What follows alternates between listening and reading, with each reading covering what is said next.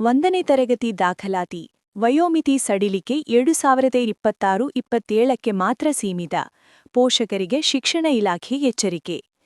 ಬೆಂಗಳೂರು: ರಾಜ್ಯ ಸರ್ಕಾರವು 1ನೇ ತರಗತಿ ದಾಖಲಾತಿಗಾಗಿ ನೀಡಲಾಗಿರುವ 60 ದಿನಗಳ ವಯೋಮಿತಿ ಸಡಿಲಿಕೆಯು ಕೇವಲ 2026-27ನೇ ಶೈಕ್ಷಣಿಕ ಸಾಲಿಗೆ ಮಾತ್ರ ಅನ್ವಯವಾಗಲಿದ್ದು, ಮುಂದಿನ ವರ್ಷಗಳಲ್ಲಿ ಇದು ಮುಂದುವರಿಯುವುದಿಲ್ಲ ಎಂದು ಶಿಕ್ಷಣ ಇಲಾಖೆ ಸ್ಪಷ್ಟಪಡಿಸಿದೆ. ಮಕ್ಕಳ ಶಾಲಾ ದಾಖಲಾತಿ ವಿಚಾರದಲ್ಲಿ ಪೋಷಕರು ವಯಸ್ಸಿನ ಮಾನದಂಡದ ಬಗ್ಗೆ ಈಗಿನಿಂದಲೇ ಎಚ್ಚರಿಕೆ ವಹಿಸುವುದು ಅತ್ಯಗತ್ಯವಾಗಿದೆ.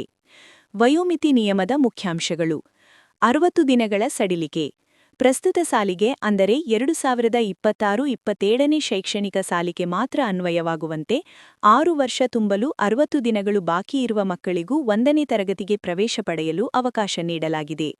ಮುಂದಿನ ಸಾಲಿಗೆ ಅನ್ವಯವಿಲ್ಲ.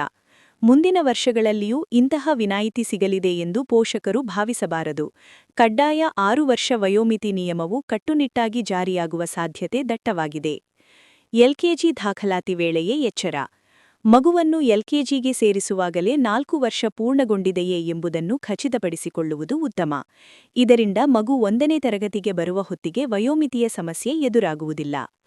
ತಜ್ಞರ ಸಲಹೆ ಮತ್ತು ಮಾರ್ಗಸೂಚಿ: ಶಿಕ್ಷಣ ತಜ್ಞರು ಮತ್ತು ಇಲಾಖಾ ಅಧಿಕಾರಿಗಳ ಪ್ರಕಾರ ಪೋಷಕರು ಈ ಕೆಳಗಿನ ಕ್ರಮಗಳನ್ನು ಅನುಸರಿಸುವುದು ಮಗುವಿನ ಭವಿಷ್ಯದ ದೃಷ್ಟಿಯಿಂದ ಒಳ್ಳೆಯದು. ನರ್ಸರಿ ದಾಖಲಾತಿ: ಮಗುವನ್ನು ನರ್ಸರಿಗೆ ಸೇರಿಸುವಾಗಲೇ 3 ವರ್ಷ ಪೂರ್ಣಗೊಂಡಿರಲಿ. ಶೈಕ್ಷಣಿಕ ಹಂತ: ಇದರಿಂದ 4ನೇ ವರ್ಷದಲ್ಲಿ ಎಲ್ಕೆಜಿ, 5ನೇ ವರ್ಷದಲ್ಲಿ ಯುಕೆಜಿ ಮುಗಿಸಿ 6ನೇ ವರ್ಷಕ್ಕೆ ಮಗು ಸರಿಯಾಗಿ 1ನೇ ತರಗತಿಗೆ ಪ್ರವೇಶ ಪಡೆಯಲು ಅರ್ಹವಾಗುತ್ತದೆ. ಹೆಚ್ಚುವರಿ ಹೊರೆ ತಪ್ಪಿಸಿ: ವಯೋಮಿತಿ ಕೊರತೆಯಾದರೆ ಮಗು ಯುಕೆಜಿಯಲ್ಲೇ 2 ವರ್ಷ ಉಳಿಯಬೇಕಾಗಬಹುದು. ಇದರಿಂದ ಖಾಸಗಿ ಶಾಲೆಗಳಲ್ಲಿ ಅನಗತ್ಯವಾಗಿ ಹೆಚ್ಚಿನ ಶುಲ್ಕ ಪಾವತಿಸಬೇಕಾದ ಪರಿಸ್ಥಿತಿ ಪೋಷಕರಿಗೆ ಎದುರಾಗಲಿದೆ. ಈಗಾಗಲೇ 2025-26ನೇ ಸಾಲಿನಲ್ಲೇ ಸರ್ಕಾರ ಈ ಕುರಿತು ಸ್ಪಷ್ಟ ಆದೇಶ ಹೊರಡಿಸಿದ್ದು, ಪೋಷಕರು ದಾಖಲಾತಿ ಪ್ರಕ್ರಿಯೆಯಲ್ಲಿ ಯಾವುದೇ ಗೊಂದಲಕ್ಕೀಡಾಗದೆ ನಿಯಮ ಪಾಲಿಸುವಂತೆ ಸೂಚಿಸಲಾಗಿದೆ. ಇನ್ನೂ ಹೆಚ್ಚಿನ ಮಾಹಿತಿಗಳಿಗಾಗಿ ನಮ್ಮ ನ್ಯೂಸ್ ಕಡಬ ಯೂಟ್ಯೂಬ್ ಚಾನೆಲ್ ಅನ್ನು ಇಂದೇ ಸಬ್ಸ್ಕ್ರೈಬ್ ಮಾಡಿ.